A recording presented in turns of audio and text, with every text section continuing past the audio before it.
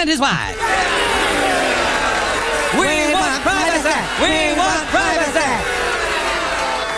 Thanks for having us on the show. It's so awesome to be here. It's great. So let me start with you. I mean, this is, I would argue, Harry and Meghan down to a T. And I think it's fair to say they're now an international laughingstock. Your views? Yeah, no, absolutely. I really enjoyed it. It was South Park. Can Harry and Meghan survive a mockery that has made them look ridiculous around virtually the whole world? Not least because that mockery was so accurate. I mean, I can't imagine they've got an ego big enough to bear that. Oh my God, you guys. South Park is back, and they are not holding back. Meghan and Harry? Yeah, they're in the firing line again. The jabs are sharp. The shade is brutal. And let me tell you, they are definitely not walking away from this one without bruises. The life with the royal family, you've had everything handed to you, but you say your life has been hard, and now you've written all about it in your new book, When?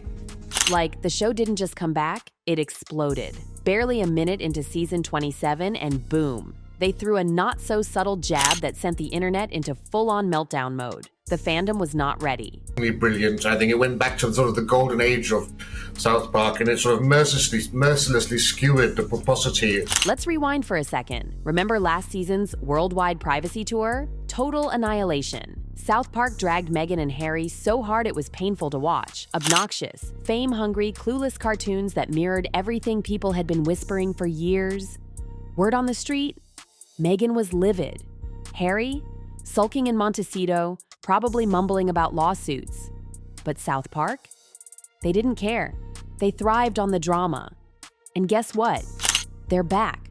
And they're not even pretending to be merciful this time. Yes, that's right, friend. You see, my wife and I are Totally like, you should write a book because your family like stupid and then so are like journalists. So you hate journalists. That's right. And now you wrote a book that reports on the lives of the royal family. Here's what people forget. South Park is a master of the long game. These aren't just one-liners for laughs. They drop hints, leave breadcrumbs. And then bam. Weeks later, it all comes together. Like that blink and you'll miss it shot of a cartoon couple who looks suspiciously like Meghan and Harry. Oh honey, that was no accident. That was classic South Park setting up the kill shot. You can touch, as you quite rightly say, and what they did, I think, really well in this episode is not just, expose how ridiculous it is for a... They've done it before. Tom Cruise, Kanye, Scientology, they always start subtle. One weird scene, one little push, then the gloves come off and it's a full-on takedown. So when that couple showed up in season 27, longtime fans knew this wasn't random. This was a setup. Minor grievances, but it's also to actually expose their hypocrisy. Just in the title, Worldwide Privacy Tour. Naturally, the internet went into theory mode. Reddit threads blew up. Is this going to be a sequel to the Privacy Tour? Will they keep popping up as side characters? Fans were analyzing frame by frame like it was a Marvel teaser. So you're a journalist. We just want to be normal people. All this attention is so hard. Isn't it true, sir, that your questionable wife has her own TV show and hangs out with celebrities and does fashion magazines? And South Park knows exactly what it's doing. They don't need to go in all at once. They dangle a visual clue here, drop a background reference there, and the fandom eats it up. Meghan and Harry have basically become recurring characters now, whether they like it or not. And you better believe this joke has legs. Arriving in this quiet neighborhood of South Park where they begin bashing drums and setting off fireworks saying, "We demand our privacy." This has made them... What's even juicier? Trey Parker and Matt Stone. Total silence. Not a peep. Which, honestly, only makes everything more intense. Like, say something. But nope. That silence is more powerful than any roast. If I was Harry and Meghan, I would be firing my PR company. Because, quite frankly, it was all so predictable what was going to happen to them. There's a golden rule. And while Meghan and Harry are probably crossing their fingers hoping the noise dies down, South Park fans know that teaser, that was the warning shot. The real roast is still coming. To stay out of the spotlight. And when you look at people like, Diana or Madonna, Jennifer Lopez, these people... And get this, the timing? Suspiciously perfect. Just as Meghan started teasing her new rosé brand, bam!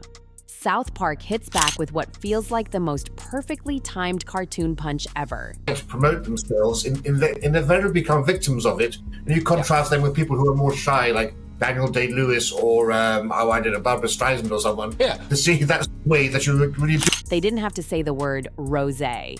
Oh no, they just showed a cartoon woman sipping something pink, acting all self-important, while Meghan's new lifestyle brand was quietly gaining traction. Coincidence? Yeah, right. Some people might say that your Instagram-loving wife actually doesn't want her privacy. How dare you, sir? My Instagram-loving wife has always wanted her privacy! And you know what else? To hell with Canada! We are leaving! This wine launch was supposed to be her reinvention. The soft glow-up, neutral-toned Instagram vibes, elegant feminine energy, conscious luxury. You know the drill. Exactly, or indeed me. I mean, anyone who's ever met me will know I hate the limelight and I hate the idea of being centre of attention. But this wine was more than just a drink. It was a move, away from royal drama, failed podcasts, Netflix backlash, and into something she could finally control, a lifestyle shift. Be normal people! Come on, wife! We want privacy! We want privacy! Too bad South Park got there first. Their parody was so quick and cutting, it beat the cork to the pop. And fans, they ran with it. Memes, parody labels, empathy in a bottle was trending before Meghan's actual product.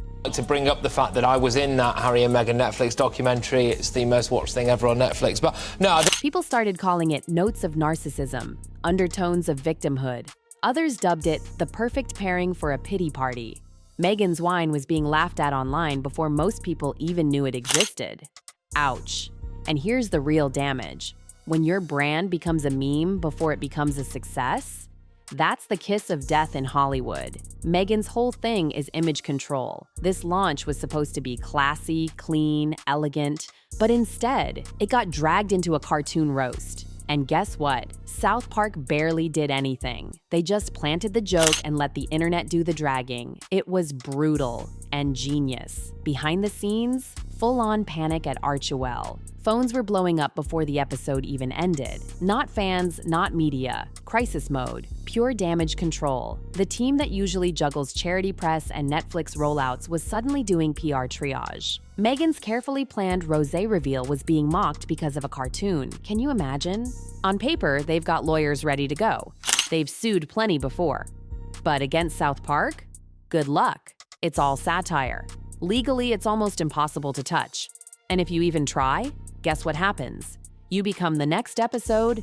Yep, that's what South Park does. You sue them, they roast you harder. They turn your legal letters into plot lines. Trey and Matt have been doing this for decades, to celebrities, religions, politicians.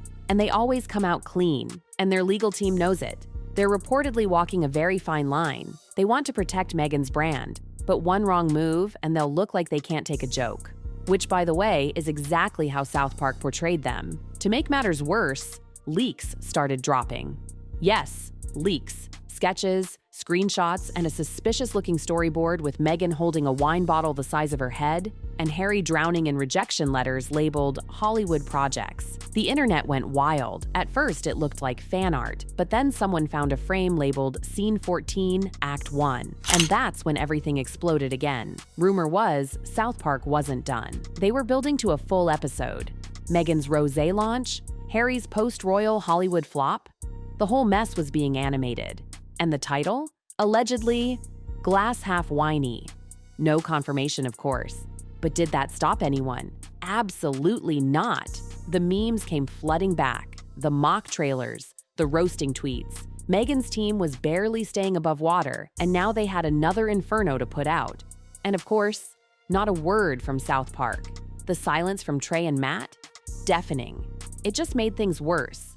Meghan and Harry's silence didn't help either. No tweet, no denial, no clarification. And in this media storm, silence isn't golden, it's suspicious. By the time it settled, if you can even call it that, it was clear whether the leak was real or not. South Park had already won. The public took the bait. Meghan and Harry didn't stand a chance. And poor Harry, caught in the storm, stuck on the sidelines, again. Sources say he was furious that his name got dragged back into the mess, not just because of the mockery, but because of how powerless he felt to stop it. Let's not forget, Harry left the royal family to reclaim his voice, remember? Spare was his big statement, that Netflix series, their version of the truth. But this, a cartoon and a pile of memes, it stripped him right back to being the extra in Meghan's PR circus. And behind closed doors? Oh, the tea is hot. Insiders claim Harry wanted to speak out. A soft pushback, something subtle but firm. But Meghan's camp shut it down. Don't feed the beast, they warned. The tension between pride and strategy, off the charts. And here's the kicker. This isn't the British tabloids. This is Hollywood, their new safe space, turning them into punchlines. And it wasn't just Meghan taking hits anymore. Harry? Oh, he was being portrayed as spineless, clueless, just tagging along for the ride. One viral clip had people calling him the royal prince millionaire world traveler victim. Ouch, that one stung. And it didn't stop there. Sources say Harry was visibly agitated in PR meetings. They're laughing at me too. It's not just her, he reportedly told a friend. And yeah, he's not wrong. Remember the Vegas scandal? The tabloids? He's been through media fires before. But this was different. This was Hollywood, his so-called fresh start, putting him in the crosshairs. Meanwhile, Meghan's team, scrambling. Her rosé launch was supposed to be her big moment. Rebrand city, feminine energy, curated elegance, Montecito chic. Instead, it became a meme factory. Every headline dragged in South Park references. The real wine got overshadowed by fake taglines like, "Now with extra delusion." Just when Meghan and Harry thought they could contain the chaos, boom. A leaked storyboard from South Park surfaced online. And the title? Glass half whiny, brutal. If that's real, their reputations are on thin ice. Behind the scenes, tense. A major retailer reportedly paused Meghan's wine launch. Sales didn't crash, but they didn't soar either. And Hollywood? Quietly backing away.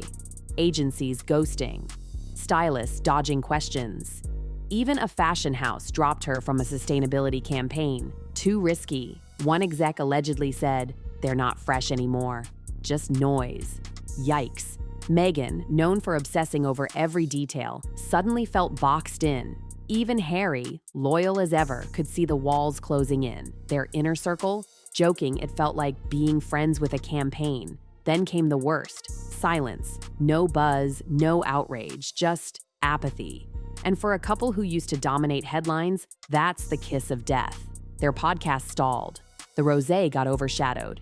Even their charity work got buried. PR teams whispered crisis control tactics. Don't mention South Park. Delay everything. Go quiet.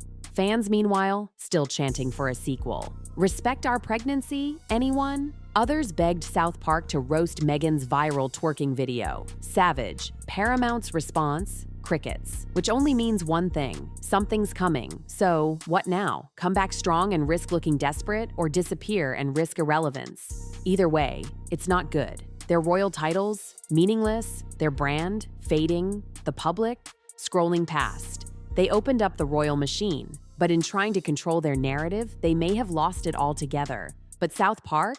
Oh, they're just getting started. Stay tuned. Stay tuned.